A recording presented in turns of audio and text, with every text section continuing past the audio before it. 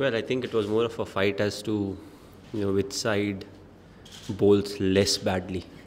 With that extra fielder inside, what we have seen is even if you slightly miss from the area where you're supposed to bowl, it goes for a boundary. Uh, I think few of the bowlers are disappointed. They actually feel, it will be better off to put a bowling machine there and, let them bowl, feed the ball and let them bowl. But I think it's a new challenge for the bowlers. If you see throughout, the rules, the changes and everything, bowlers are the one who have adjusted better, compared to the batsmen. But still, with these set of new rules, we have not played enough. That's why, when you're captaining and the side scores 320, 325 plus runs, you're not really used to it. All of a sudden you see, okay, 15 overs left, they are close to 220, 230, and that power play is still left. You're not really able to digest the feel, because it's not really natural. 3.5 hours of batting, the opposition is just hitting sixes and fours. So we'll take some time. I think the bowlers will also adjust to it, and at the same time we'll see, some particular day we get a wicket that's doing a bit, the sides may get out for 150 or 180 odd runs because of the two new balls. So we'll have to wait and watch. But as of now, on good flat wickets, what we are seeing with a bit of dew around becomes a bit unfair for the bowlers. It's very difficult. The best of bowlers, the fastest of bowlers, even they are at times, bowling with the third man and fine leg up. So it's difficult for the bowlers as of now on flat wickets. Second question is about bowling. You are someone who's against going into a match with three spinners, saying that if one of my seamers is having a bad day, then I don't have anybody to look at. In that sense, you had a fairly good outing. He's bowled 8 overs and conceded 5 points somewhat. Yet you didn't allow him to finish his quota. And it is invariably happening all throughout the series that 3 of the seamers have not been able to complete the 10 over quota. Because it's difficult to actually say this is a bad performance. What we are seeing is we don't know in this format what is a bad performance. 10 overs 80 is a bad performance, or 10 over 60 is a bad performance, or 10 over 100 is a bad performance. And that's what we are still trying to find out. In this particular game, yes, Bhuvi only bowled I think 1 over in the slog. We thought maybe Shami, he's the one who's bowling really good Yorkers, in the net sessions, and even in the last game when he bowled, he was bowling good Yorkers. So we thought maybe with a bit of pace and a bit of reverse swing that was happening, he'll be a better bowler. But once he went for runs, we thought, okay, let's try some other spinners. The boundaries are big over here. They may exploit the boundaries. But once everybody went for runs, then we called Bhuvi. So yes, maybe that was a mistake. We should have tried him. But we tried some of the other bowlers, and by the time his turn came, we're not many overs left. So it may be a genuine mistake, but we'll have to see. And as I said, I don't know what is a bad performance for bowlers. You also have to see, first 5 overs you may not have given run. 5 overs, 10 or 15 runs, and in the next 2 you give away 20 or 25 odd runs, then is it a bad performance or a good performance? So there are lots of mixes. When you only see stats, it's become difficult to determine as to whether it was a good performance or bad performance. But let's see. As I said, I don't know what is a bad performance. एक छोटा सा सवाल पूछना चाहूँगा। विराट कोहली भी press conference में आए तो उन्होंने कहा कि विराट कोहली के रोकने के लिए तो अब तो यही करना पड़ेगा कि स्पेक्टेटर्स को बोले कि भैया कुछ बोतल फेंको या पत्थर मारो, हमसे तो आउट होंगे नहीं। एक छोटा सा सवाल है कि क्या विराट कोहली के बारे में क्या कहना चाहेंगे, और साथ ही विराट कोहली जब भी लक्ष्य का पीछा करने के लिए जाते हैं तो कुछ स्पेशल कुछ करते हैं, आपसे पूछते हैं कभी इस बारे में कि क्या करना चाहिए, कैसे बैटिंग करनी चाहिए? उन्होंने बोला बोतल फेंक के मारना चाहिए। तो उनके ही प्लेयर को मारना, हमारे प्लेयर को मत मारना। एनीवेज, काफ़ी निगल्स रहती हैं हमारे टीम में। As far as Virat is concerned, if you see, he has grown as a player. He's someone who is very confident, and we gave him opportunity. But the best thing was, he grabbed onto the opportunity, and he's someone who has done really well, loves to perform and keep performing. Especially the way he batted in this particular game. He made it look easy.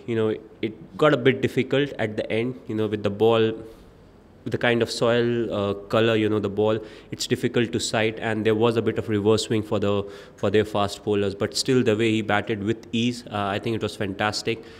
He's got aggression, so he has to control it, which he's doing brilliantly. He's channelizing it and using it for the benefit of his talent and the team at the same time. So outstanding player, very eager to do well for the team. But at the same time, I think not many people will talk about Rohit's innings, but it was a very good innings. The reason being, he was not able to find gaps, initially. And when you're scoring 350 odd runs, at times it's easy to think, I have to play a big shot and get a few runs. But he absorbed that pressure, and then by the time he finished, he had a decent strike rate. And the very important thing was we had wickets in hand. So I think his innings was very good. But Virat, of course, this game he was. Always back Rohit whenever he has struggled in the past also. Well, I backed every player, but it's I don't know. People often think I back some more than some of the other players, but it's their view. So. Thank you. My couple of points. You said something about some bowlers wanting a bowling machine to be there. Do you think that bowlers are going to adapt better, or do you think that bowling skills are going to go down because of these rules? I think that popped out, when we last chased a 350 plus score, because the bowlers were not feeling really well. They are not used to getting hit for 350 odd runs. Before that it was only once when we scored 414 or something and the opposition scored 413 or 412. So that was the only instance. So, with the bowlers not being used to it, and then the opposition side actually went for 360 odd runs. So, all of a sudden you get that feeling that maybe, it was a very good wicket and the batters batted really well. It was all for them. So that was the time when this conversation came in, saying, let's put a bowling machine and let them do. But as far as adapting to the new rules is concerned, I think they will take time. The reason being, some of the wickets that we play on are really flat. And with this 2 new ball, we have seen not every venue you are able to get reverse swing. And when you don't have reverse swing and also the dew factor, it's difficult to bowl Yorkers. And not to forget, you have that one extra fielder inside. So if you're not bowling Yorkers really well, the batsmen, they can put you either on the offside or on the onside. So as I said, it's a bit difficult for them as of now. But we have seen last 20, 30, 40 years, it's the bowlers who adapt much quicker compared to the batsmen. My second point was about you probably try to protect one side of the wicket while fielding.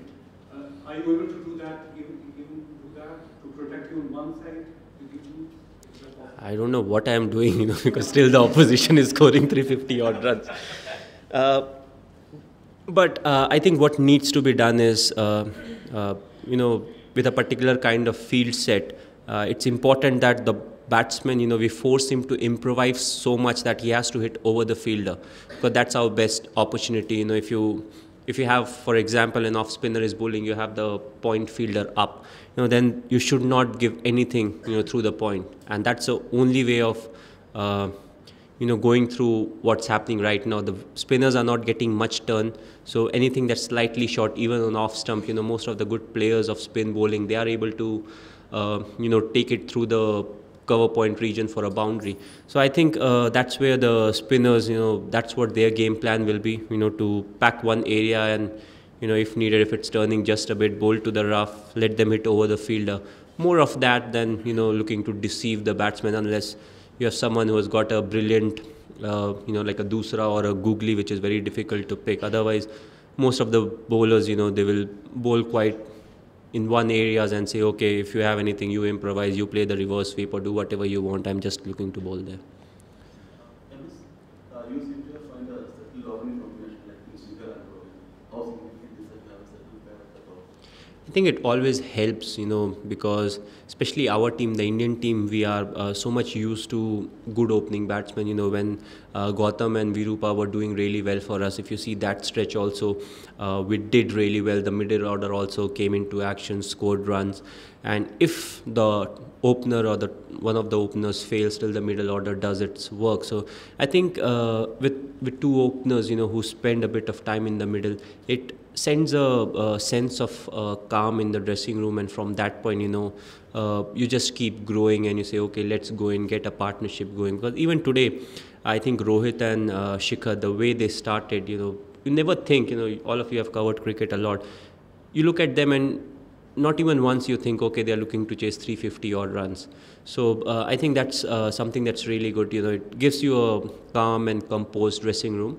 And it helps you get used to the pressure and still look at where you need to work so that you can achieve the target.